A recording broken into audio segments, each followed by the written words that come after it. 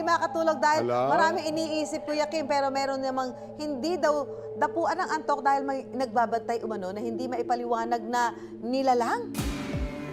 Sa tuwing makakatulog, ito raw ang pagkakataong sinasamantala ng mga ligalig na kaluluwa para sumapi sa isang katawan.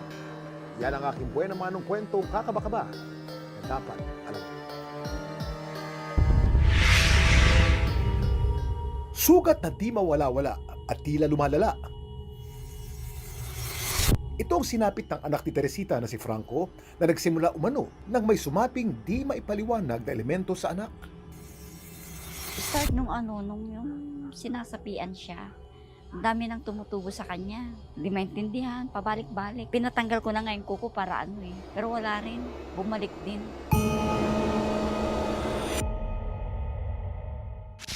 Sa bahay nila sa Pangasinan, mula 2016, tuwing sasapit ang kalagitnaan ng gabi, si Franco bigla na lang daw nanggigising.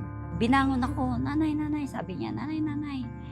Parang may nakaano sa akin, hindi ako makatulog. Sa sala namin, siyang natutulog doon. Tapos, bumangon siya, parang may umano daw sa kanya, sumanib, ganun, na hindi niya maintindihan. May sumapi sa akin, sabi niya.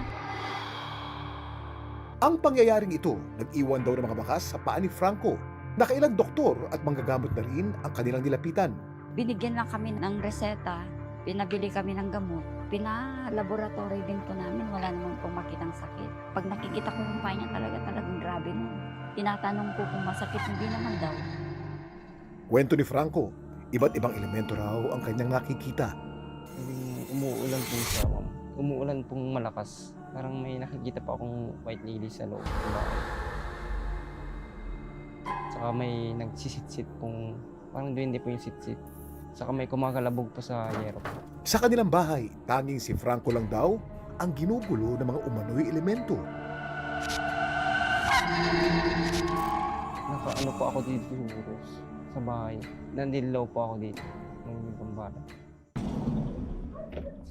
Para malaman kung ano-anong gumagambalang elemento kay Franco, minabuti ng aming grupo na dalhin sa kanilang bahay ang paranormal researcher na si Ed Caluan. Kumusta na? Tingnan ko muna yung bahay.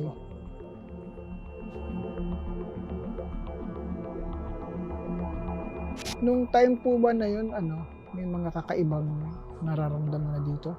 Kasi medyo meron akong naramdaman ngayon eh. Siya po may experience sa ganun. Meron siyang may na-encounter ba siya nung bata pa?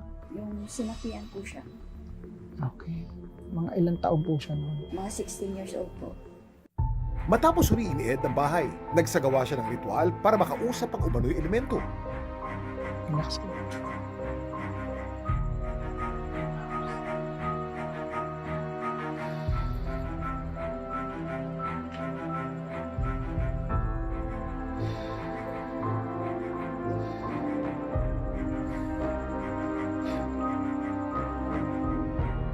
Kasi meron tayong, according to them, may history daw ng sanib.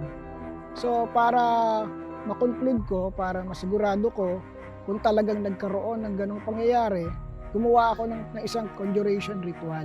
Tinatawag ko yung dating sumanib kung talagang sumanib siya. So it turns out na hindi siya pumapasok kasi hindi nangyari before na pumasok talaga siya sa katawan. So ibig sabihin, may spirits tayo sa paligid pero hindi siya yung spirits na nagpo-possess. Dagdag pa ni Ed, Dapat irespeto natin yung mga nilalang na hindi natin katulad. Kasi once na meron kang respeto sa kanila, hindi ka nila gagalawin. Kaya nga nagkaroon tayo ng silitang tabi-tabi po, makikiraan po, is para magbigay ng respeto dun sa mga nilalang na hindi tao at hindi nakikita ng pangkaraniwang mata. ano kaya ang misteryong bumabalot sa elementong sumasapi at nakikita ni Franco?